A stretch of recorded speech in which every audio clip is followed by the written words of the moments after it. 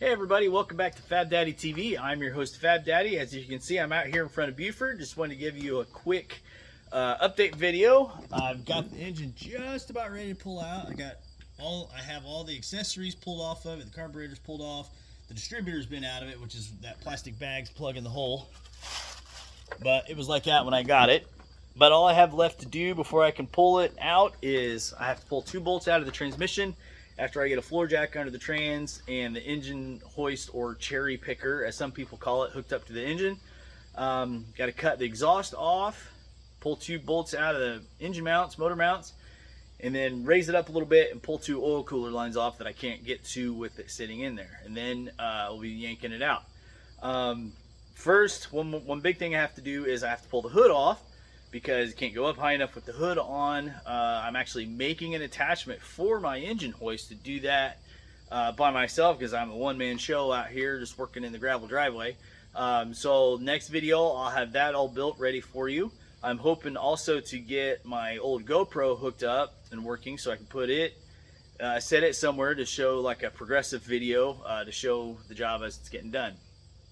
I do have a quick tech tip for you guys. If you're doing a long-term project like this, where you're not sure how long it's going to be before you get from one step of the project to the next, like this big step right now is pulling the engine out. I'm not sure when that big next step of putting the engine back in is going to be. So what I'm doing is I'm trying to be as organized as possible. And what I'm doing is as I'm pulling parts out, I'm using sandwich baggies and snack baggies. I actually have a smaller baggie that can fit inside of these, and a Sharpie to label everything. Show you what I mean.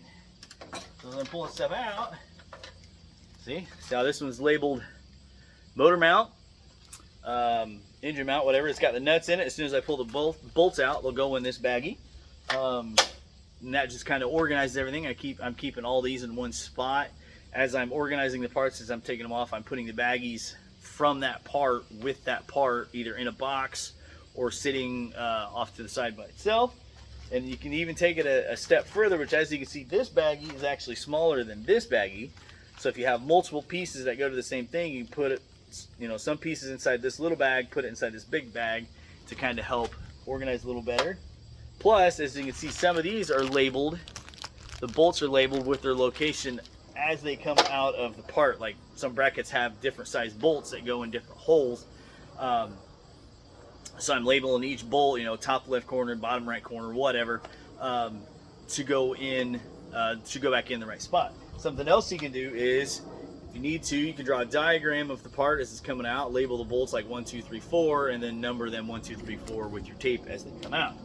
So I'm just using, I'm just using plain old blue, and I just dropped it on the floor, so I'm not gonna pick it up.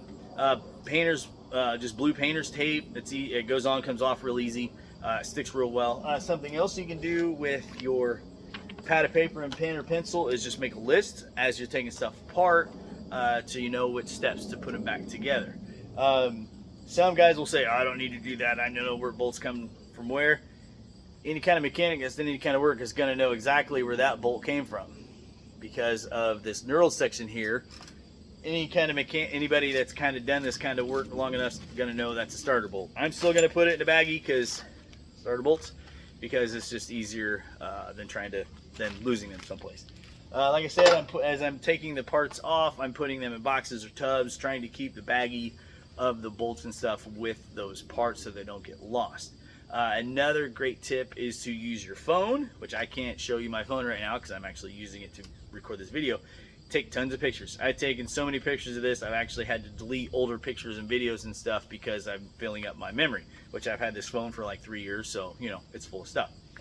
Anyway, just wanted to give you guys an update. Hopefully the next video will show just me yanking the engine out, ready to go. And as I was under the engine earlier today, I found a surprise that I'll wait and show you next time or after I get the engine out. So anyway, I just want to give you guys an update. I hope you guys are out working on stuff cool. If you are, go ahead and post it. Sorry about that. Let me know what you're up to. So get out of the shop, do something cool. See you guys.